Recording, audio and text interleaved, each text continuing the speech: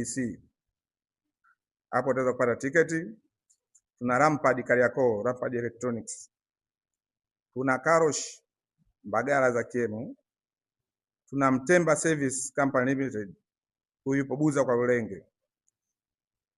Tuna Alfan Inga yupo Bungo Oilcom. Tuna Team Mane yupo Kigamboni.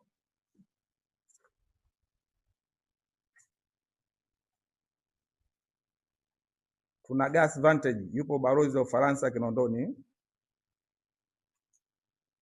Okay. Gharama za tiketi. Tuna kategori mbili. Tuna mzunguko, tutakuwa na VIP. VIP itauzwa kwa shilingi 100,000. Mzunguko tutaiuza kwa shilingi 20,000. Jinsi ya kupata tiketi zetu. Tunaweza kununua kwa mitandao ya simu, mfano M-Pesa, Yasi, Airtel Money na Azam. Lakini kama mnavyojua,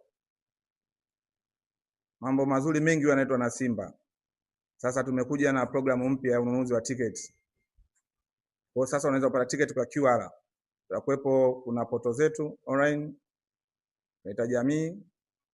Kwa mtu anaweza kusaini pale, utatumia email yako na namba yako ya simu, basi unaweza kujiregister.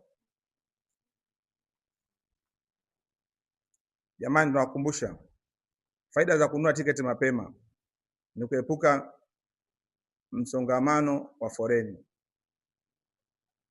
Faida ya pili ni mtu kuwa na uhakika wa kuhudhuria event yake.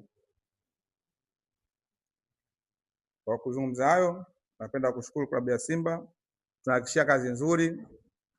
Safari hii tumeongeza watu wa huduma. Tunategemea hakutakuwa na usumbufu wote. Hatutegemei kuwa na mafoleni marefu. Kwa tunaomba tu watu wakate tiketi mapema ili wasipate usumbufu siku ya tukio. Maana siku ya tukio tunategemea tiketi zitakuwa zimeisha kwa sababu uwanja tunaenda kutumia capacity ni ndogo. Tiketi za mzunguko tunategemea kuuza 20,000 ambazo zipo kiwango chake ni 1,800 na 121. VIP ziko 714. Umeona tiketi ni chache. Kwa inabidi watu wawahi kununua.